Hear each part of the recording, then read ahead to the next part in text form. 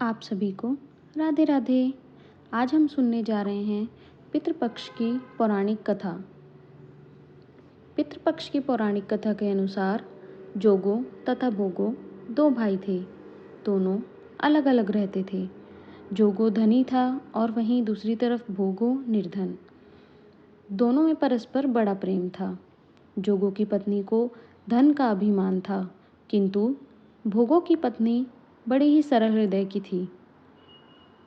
पितृपक्ष आने पर जोगो की पत्नी ने उससे पितरों का श्राद्ध करने के लिए कहा, तो जोगो इसे व्यर्थ का कार्य समझकर टालने लगा। किंतु उसकी पत्नी समझती थी कि यदि ऐसा नहीं करेंगे तो लोग बातें बनाएंगे। फिर उसे मायके वालों को दावत पर बुलाने और अपनी शान दिखाने का यह उचित अवसर लगा। अतः वह बोली, आप शायद मेरी परेशानी की वजह से ऐसा कह रहे हैं, किंतु इसमें मुझे कोई परेशानी नहीं है। मैं भोगो की पत्नी को बुला लूँगी। फिर उसने जोगो को अपने पीहर न्योता देने के लिए भेज दिया। दूसरे दिन उसके बुलाने पर भोगो की पत्नी सुबह सवेरे आकर काम में जुट गई। उसने रसोई तैयार की, अनेक पकवान बनाए, फिर सभी काम निपटाकर अपने घर चली गई। उसे क्योंकि श्राद्ध भी तर्पण करना था। इस अवसर पर न जोगो की पत्नी ने उसे रोका, न ही वह रुकी। शीघ्र ही दोपहर हो गई। पितृ भूमि पर उतरे। जोगो भोगो के पितृ पहले जोगो के यहाँ गए तो देखते हैं कि उसके ससुराल वाले वहाँ भोजन पर जुटे हैं। निराश होकर वे भोगो के यहाँ गए। वहाँ देखा तो मात्र पितरों के नाम पर अगियारी दे दी गई है। पितरों ने उसकी राख चाटी और भूखे ही नदी के तट पर जा पहुँचे। थोड़ी देर में सारे पितृ इकट्ठे हुए और अपने अपने यहाँ के श्राद्ध की बढ़ाई करने लगे। जोगो भोगो के पितृ ने भी अपनी आप बीती सुनाई।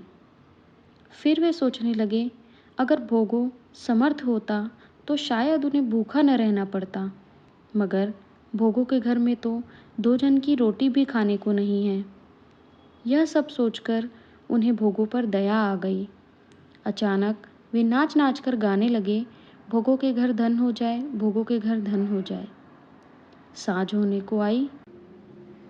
भोगो के बच्चे को कुछ भी खाने को नहीं मिला।